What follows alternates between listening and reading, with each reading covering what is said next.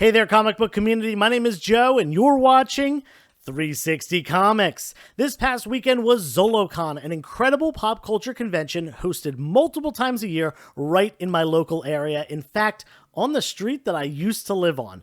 Despite that, I almost did not attend this time around because it was more centered towards video games for this event, but due to a last-minute text message from my buddy James from Mint Hunter Comics, I decided to join him in the hunt, so stick around to see what we got.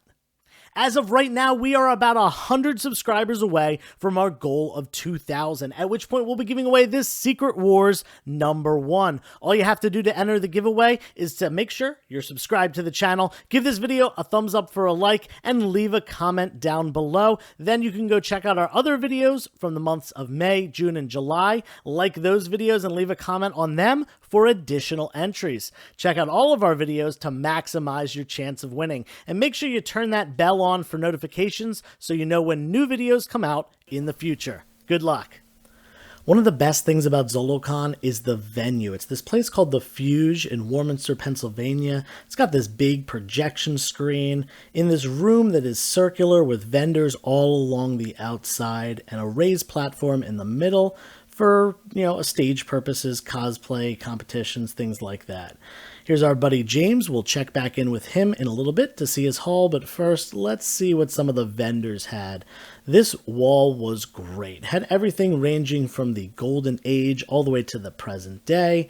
Big keys, small keys, medium keys, variant covers, some rarer books, and even some magazine-sized stuff as well. Nothing compared to this cool case right here, though. Check this out. Even in the low grades they are. Fantastic Four 1 and Amazing Spider-Man 1 value at over $20,000. This is where James and I spent most of our time, though, digging through these bins, getting a nice stack of books, and bringing it up to the dealer, discussing a price, haggling, and trying to get a nice bundle. Oh, hi there. All right, James, what'd you get from Zolocon? I got some stuff. All right, first Tim Drake. $420. $420. Let's see if I can come up on this. Death of Jason. I think I got 2 of these. All right. Yeah, I definitely hit them hard with the Batman books. This is a really underrated one right here. Yeah, First I know exactly of all, what another that one of is. those. Yeah, and a newsstand. I didn't notice that. Woo! Lit, as the youth says. Yeah, that's good. That's a good one right there. It's like the second or third appearance of Tim Fox. It's got a couple other things going on. Newsstand, first modern Jason. Nice. And, just stuff like that. There is, get over here. There is key significance to this book. However, I do not remember.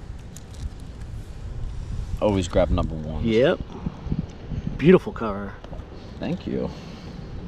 Oh, first Spider-Girl. Yep. Spider-Woman, sorry. I feel a massive burp coming on. Hopefully on camera. I hope so. Capture that. I have really good burps, so that would be might do wonders for your audience there. Oh, these are newsstand fun. Look at that. I didn't see that, and it should be a full run. It is. Oh, look at that, and they're all newsies. And actually, the 404 is nice and crispy. Okay. Some of these are. I kind of picked these up pretty blindly. These are like practically all newsstand. First Guardians of the Galaxy sweet book there. Horribly underrated. Superboy Prime. Yes, okay. sir. One of my favorite DC villains. Oh, Sleepy. Sleeps. A little Renee Montoya. Very nice. The most underrated DC key of all time. Ragman #1. Oh, this was a no freaking brainer right here. Silver Age Green Lantern. Yeah. A 10 center. Wow. I mean, that cover's ridiculous, but oh yeah, by the way, I got that's first Sinestro? Or no, it's right after. I got 5 of these. All right. That's the first something with Carnage. I can't remember. It's like the first. That's probably. This is probably the best deal of the day. That is absolutely not. Oh, you know what? I didn't notice all that, but even still. Still a good deal. Yeah, $15. Strange Tales 159. Sure. Oh, this is beautiful. And this is actually submittable here. Look at that. I would call that submittable. Shelley Moldoff cover. Batman 190. Yeah, that might go out. All right. We'll see. All right, you got some good stuff. Not bad.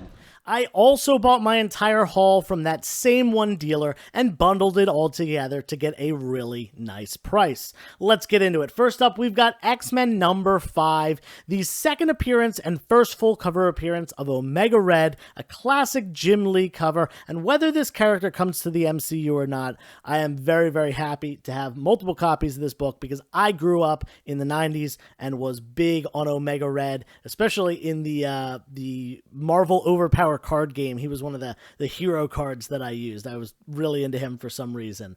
Then we've got some Silver Age stuff. This was a really nice collection of Silver Age stuff that this guy had gotten in, and I grabbed a bunch of the Batman that he had, starting off with issue number 188. This is actually a key issue. It's the first appearance of the Eraser. Really minor character, nothing special about that. Really corny and campy, very 1960s. He just looks like a pencil. Either way, awesome stuff. It's low grade, as you can see. Big subscription crease down the front of the comic. Plenty of spine ticks. But I don't really care about that. I am trying to fill in a lot of my Batman collection, especially the Silver Age stuff. I have most of the, the modern and copper stuff. So it's really silver and bronze that I'm focusing on right now. Then we got Batman number 196 as well. Awesome close-up here of Robin. And Batman number 201 with a purple background. I've said it so many times on this channel. Love it when comic book covers have purple on them, especially when it's significant. Usually the background, but also sometimes the foreground. It looks amazing. Then we got this. This cover's great too. Batman 205, a nice reflection cover. A lot of classic covers there with, someone being, reflected, whether it's in Wolverine's claws, like on that McFarlane cover, or there's that, the goggle cover of Doc Ock, Spider-Man, I think 55 or something like that. Really, really cool way to utilize some perspective there. Really like this cover as well. And this is Batman 212. It's got Commissioner Gordon and Batman on the front, and that all black cover. Definitely hard to get in a higher grade.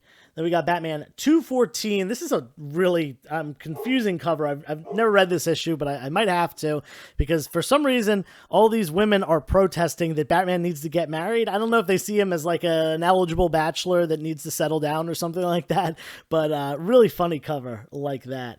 And the last of the Batman books, number 215, another 15 center, really cool cover again. Batman utilizing some explosives. Not sure why, but it's a pretty cool cover for sure. Then we got some Detective Comics, and both of these are actually key issues. Now, while I collect Batman, the entire run, the filler issues and all, I really only pick up the Detective Comic key issues. These are both minor keys. We got the first appearance of The Outsider, issue number 356. A 12 center from the Silver Age. And then we've also got the first appearance of the Spellbinder, number 258, again from just a couple issues later. That is 1960s Batman. Really great covers on both of these. Very similar covers, actually. I'll put them side by side for a second.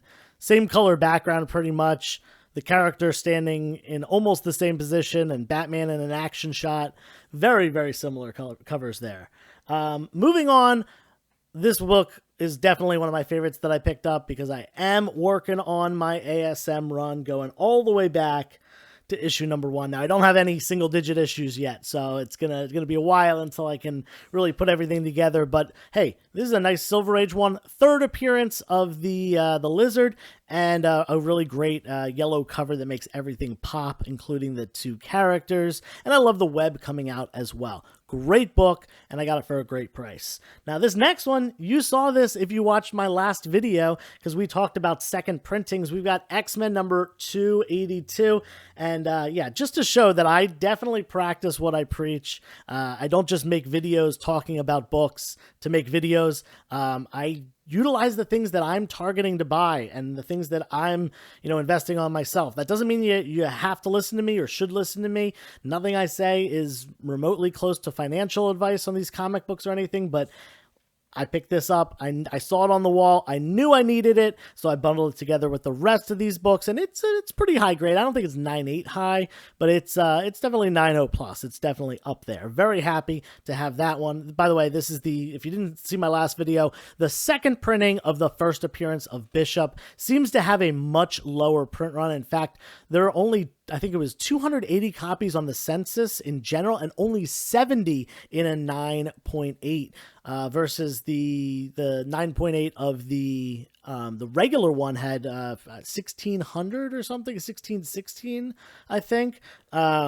Anyway, watch that video if you haven't yet, because there's some really good content, as well as just reviewing the numbers, the census numbers, and the sale numbers. Then we've got X-Men number 244, a book I've been targeting for a while as far as speculation and stuff goes. This is the first appearance of Jubilee. Now, I think they're going to probably utilize this character for the MCU because they're really playing on a lot of nostalgia, and man, that 90s nostalgia of the X-Men animated series where Jubilee was such a focused on character. I definitely can see them using her for the movies, and we're also getting that animated series back. I'm not sure if she's going to make an appearance or anything like that, but we'll have to wait and see. The last book here, probably the best deal out of all of them. Not sure why this was only priced at $20 because it's a pretty solid grade. Mid-grade, but upper side of mid-grade. This is Batman number 183, the second appearance of Poison Ivy. Now, Poison Ivy is not one of those villains that had a Golden Age appearance and then came back for the Silver Age, like Two-Face and Penguin and Riddler and Joker. This is Poison Ivy's second ever appearance. 181, 2 issues earlier. She's on the cover. That's an amazing book, and in my opinion, an undervalued, underrated book. But nonetheless, this is her second appearance, and for only $20, it seemed like a no-brainer to pick this up. It's also got a great cover here, advertising The Adventures of Batman, the television show with Batman and Robin chilling on the cover. Great stuff. All in all, I paid $240 for this haul. Now, I don't think that was like a steal or anything like that, but most of the stuff was for the PC. Most of the stuff I'm not really looking to move or anything like that. Certainly had a value of over $300. In fact, the total price tags on it added up to over $300, and I grabbed things that I saw priced, reasonably low. And that being said, it probably everything has a value of maybe $350 to $400. And like I said, I paid $240 for it, and a lot of it, the Batman stuff especially, is going to be staying in the personal collection. This is an upgrade from the copy that I have in my personal collection, so I will be selling off the one that I had already. That being said, hope you enjoyed this video. Hope you liked my haul. Hope you liked James' haul. Feel free to leave a comment down below. If you were at Zolocon, talk about what you got. If you weren't there, you can talk about what me and James got. Make sure you like this video as well. Subscribe to the channel, turn notifications on, and all of that other stuff. If you're going to be at Terrificon this coming weekend, I will be there on Saturday with some buddies. We're driving up from Pennsylvania to Connecticut to attend the event, and really excited to go and hang out with people and say hi and hopefully pick up some nice books for the collection. So if you're there, I'll see you there. If not, all good. But until next time, turn the page, wash your hands.